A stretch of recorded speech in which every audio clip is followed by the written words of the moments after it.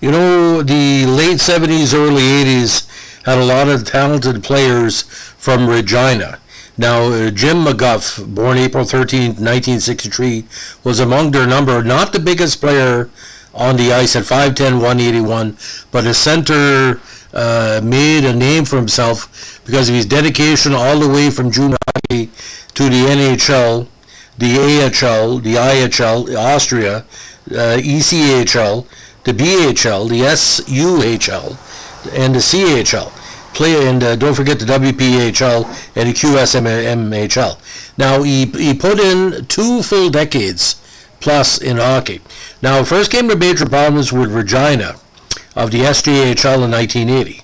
Now, in that year, he also played with the Regina formation of WHL. In 81, he found himself in Regina and the Great Billings Bighorns. Now, he was SJHL points leader in 1980 with Regina with 133. Now, he's ranked in the Hockey News Draft Preview issue as the number 3 WHL prospect for the 81 NHL Draft. Now, he was taken in the 6th round, kind of low. A lot of people surprised he went so deep, 110th overall. Now, he played for Regina as a 17-year-old in the 1980 Memorial Cup tournament. He was eventually traded by Regina to Billings in exchange for Neil Gerard, Bruce Holloway, and Wayne Waters in October 1980. Now, in his first game with Billings against New Westminster, he hit the ground running, had a goal and 3 assists. Now, like I said, drafted in 81, he decided to go back to Billings for one more year, and this is where the numbers piled up. In the 82 season, 93 goals, 159 points in 71 games. One of the biggest totals ever in the WHL. Did play 4 games with Washington that year. 83, he found himself back in the WHL with the Nanaimo Islanders. Still put up huge numbers, 76 goals, 132 points, and get this, 126 minutes and penalties. Wasn't scared to take a penalty. Now, 83, he had his first 5 games of minor pro with Hershey. 84, he was mired in the minors. I still don't know why they didn't make room for him. 76 points in 79 games, including 40 goals. 85 with the Binghamton Whalers, he had 53 points in 57 games. He played 11 games with the Capitals that year with 3 goals, and then broke in the Pittsburgh system with 14 games with 4 assists. 86 with the Baltimore Skipjacks, again 27 points in 38 games, 5 points with the Penguins in limited action, including 17 games and 3 goals. Baltimore in 87, 37 points in 45 games, with Pittsburgh 5 points in 11 games. Then found his way to the Muskegon Lumberjacks of the IHL, where he had 28 points in 18 games, and a big 22 points in their huge IHL playoff run that year. Now, a goal scorer like him, it didn't make any sense why he didn't get a bigger movement with Washington or Pittsburgh. Now, he got his NHL debut on November 18th, 1981, versus Colorado. Now, he did suffer some minor injuries. He missed part of the 86 season with a bruised left knee, suffered during Pittsburgh's November 6, 85 game versus Washington. He also missed part of the 87 season with a sprained right shoulder, which also was against his former team. Bad luck against them. So, post-draft teams, he played in every place. He played also inline hockey.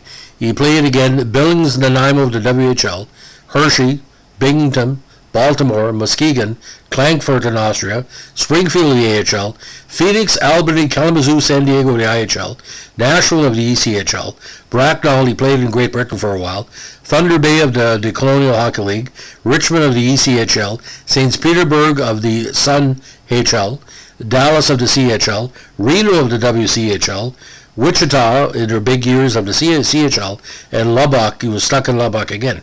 Inline hockey, he played with Connecticut, Sacramento, Oklahoma, and St. Louis of the RHI International. Now, he won an Austrian championship with Klagenfurt in 88. He was IHL playoffs goals leader, 87 for Muskegon with 14. WHL goals leader with Billings with 93. He played on the AHL regular season champion Binghamton in '85. He played 2 regular season games for Thunder Bay that went to win the Colonial Hockey League title, but was not with the team for the playoffs. Now, what was kind of bizarre as well, ladies and gentlemen, he had a little bit of trouble in Pittsburgh. He was suspended by Pittsburgh for refusing to return to Baltimore in March of '87. The Penguins later lifted the suspension and assigned him to Muskegon of the IHL. I think he was tired playing in the minors, putting up big numbers and not getting the full shot. Now, he also played on the unfortunate Albany team that folded February 15, '91 in the IHL play. Now, he played for Connecticut in the RHI's inaugural '93 season, and of course, the big goal of his career, scored in overtime for Wichita to beat Oklahoma City in Game 7 of the CHL playoff semifinals on April 26, '99. Now, Mark Taylor went back to Washington in a trade to Pittsburgh, but like I said, playing with Mary Lemieux, it was a very crowded third and fourth line in those Pittsburgh years. And just to go over some of the totals, ladies and gentlemen, with Klagenfurt, he scored 62 goals in 78 games over 2 seasons.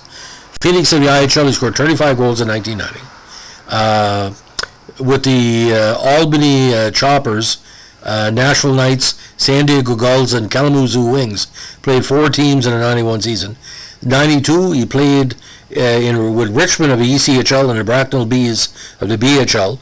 Back to Richmond in '93, also played in St. Petersburg of the SUHL. Back to Richmond in '94, but also with the Dallas Freeze. Now with the Freeze, this is where you open up again. 100 points in 66 games, including 50 goals. Now with the Thunder, the big campaign, of course, was '98, where he had 77 points in 68 games, 38 goals, and another 19 points and 10 goals in a playoff. Now he stayed with Wichita until 2000. 2001, he played with the Lubbock Cotton Kings, and of course wrapped up his career with the Vitrovia Viking of the QSMHL in 2004. So final NHL totals. 17.7 goals in 57 games. But let's look at the raw numbers, ladies and gentlemen, just very quickly. He scored 142 goals in his last 2 regular seasons in, 18